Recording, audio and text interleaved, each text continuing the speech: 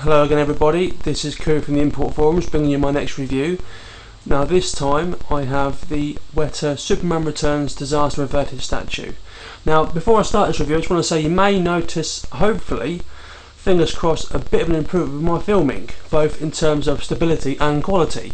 Reason being is that I've just discovered that my digital camera actually has a movie thing on it, which I didn't know. I've had this camera for nearly 2 years now, so I feel like a right idiot.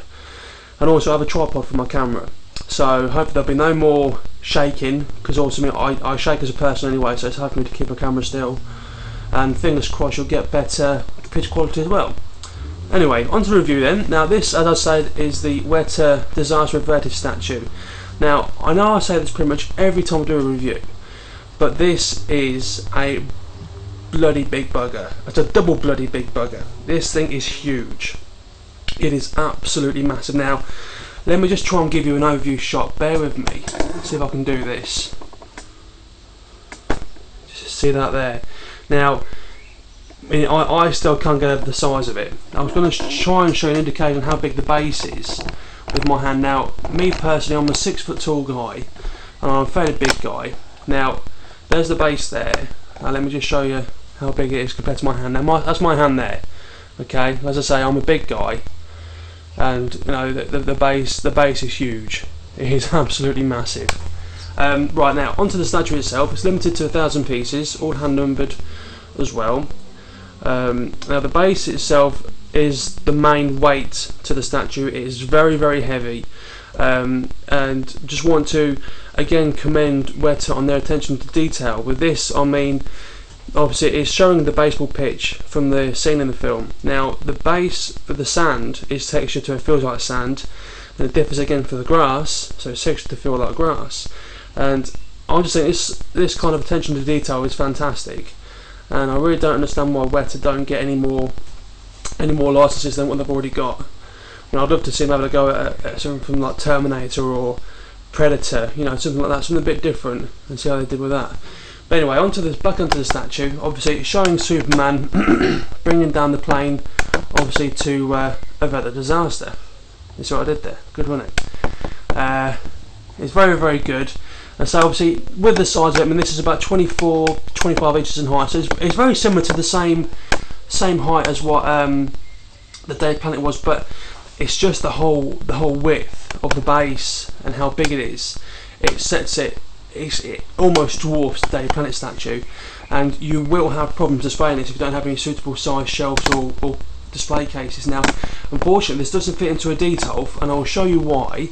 Now the base itself fits into a detail fine, but when you bring it round, okay, and you see the cape here, now this cape actually overhangs on the base, so it protrudes out a bit more. Now because of that, it won't fit into a detail. So if you guys think about getting some detail, I'm sure you're out of luck. And let's just show you the back of him. Obviously you can see the cape here floating up, which I think is pretty cool. You know, it's a nice addition to it. Let's bring him back round again.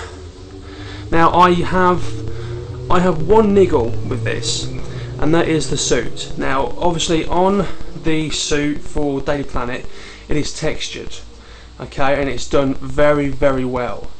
I mean that's one, in my opinion, is one of the things that sets that piece above quite a few others that I've seen. That the suit is textured. Now with this one, I don't know why, but it's not. It's just smooth. Now it's not. I mean, I suppose Superman here is probably a good 10 inches. So I mean the size is there for WETA to actually do it, and I don't understand why they haven't done it on it. Let's see if I can just try zooming in. If you guys can. No, can't zoom in. Okay, but no, obviously, I mean you can't see it. It's just smooth anyway. But that is my main niggle with it, really. Other than that, I think this piece is superb.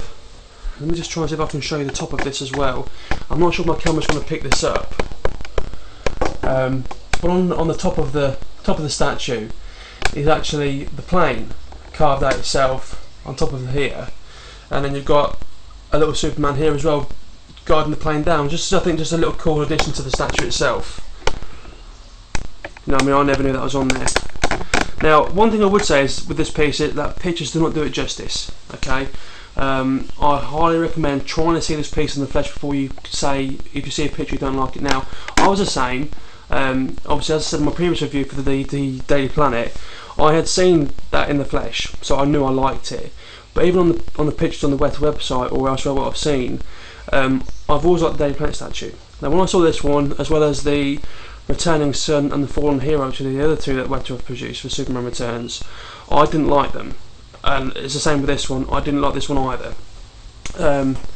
I've got to admit, when I was around a friend's house the other day, I was absolutely gobsmacked by it.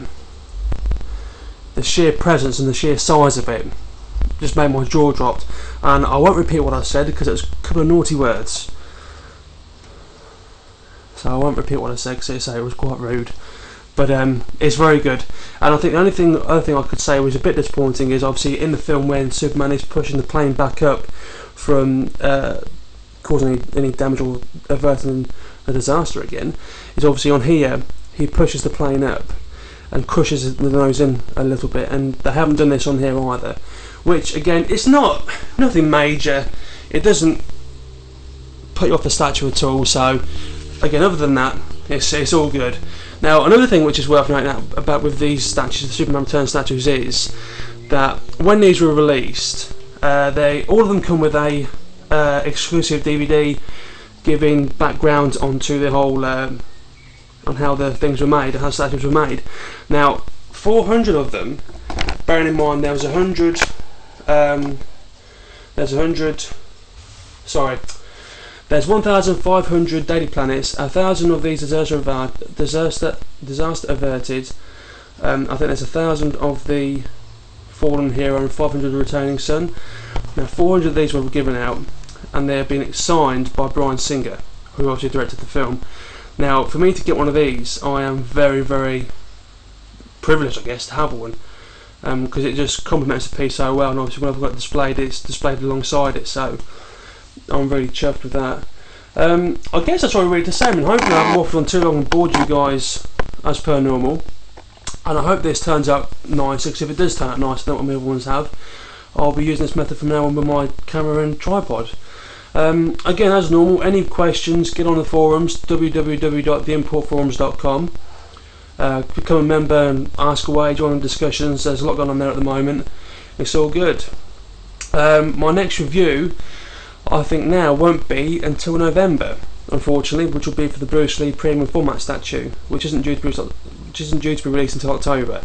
So it could be quite a wait, unfortunately. But knowing me, there'll be something else that'll come out, or I'll find a bargain and I'll be getting that. So all is not lost. Again, thank you to the subscribers. I hope you don't mind waiting the wait now to get my next review in there. And until next time, I'll speak to you again soon. Bye.